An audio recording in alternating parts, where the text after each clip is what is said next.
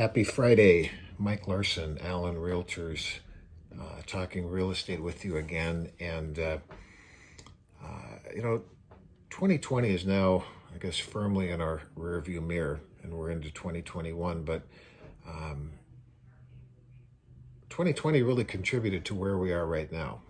It started off with COVID, and I think there were fears and concerns that would not just ruin the economy, but trash the economy. And to some extent it did. But the other part of that is that, the real estate market really proved to be the part of the economy that kept it going and propped it up and was the cornerstone of that. Certainly the first quarter of last year, before we kind of figured out how to do this in a pandemic, we struggled. But the rates were at record lows, and people realized the value of a home. Millennials wanted to be a part of that equation, and it ended up being the best market that I've experienced in my 26 years of real estate. Now, what was it that was driving that? Well, it was the record low interest rates, of course. The fear of missing out, not only from the buyer's side, who suddenly had more buying power, but also on the seller's side, because the buyers now were bidding up prices and values were skyrocketing. And that was good. The simple supply and demand meant that values were going to go up, and everybody was happy. Well,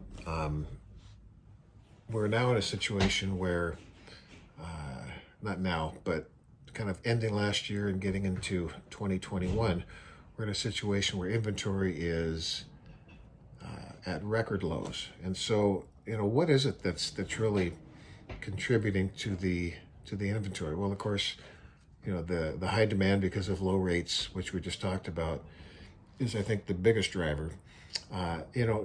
During the first quarter and even the second quarter of last year, new construction for homes really didn't happen. The stay-home orders and the restrictions and the protocols prevented a lot of builders from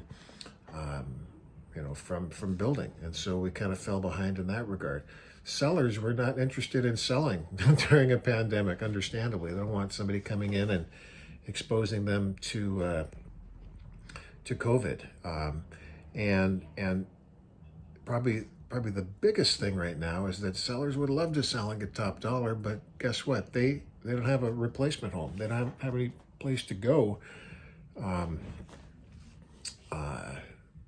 after they sell their home. And so, it is it's a lot of things that have contributed to the low inventory.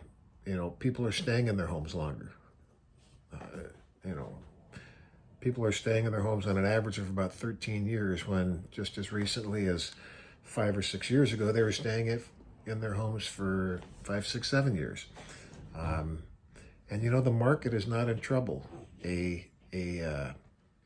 10 years ago, when we were coming out of the housing bubble and the housing crash, there were all kinds of distressed properties.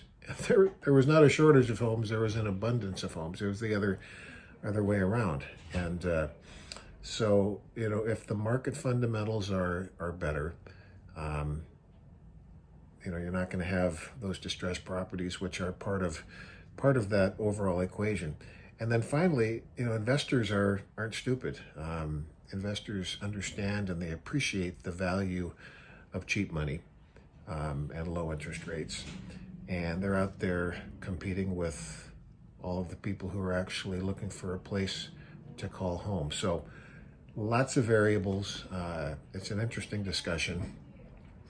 If you want or need someone to help you navigate your way through as a buyer or as a seller, or both, I would welcome the opportunity to help you. If you have any questions, of course, call me, email me. Otherwise, have a great weekend. It's supposed to be sunny this weekend, and we'll see you next Friday. Okay, bye.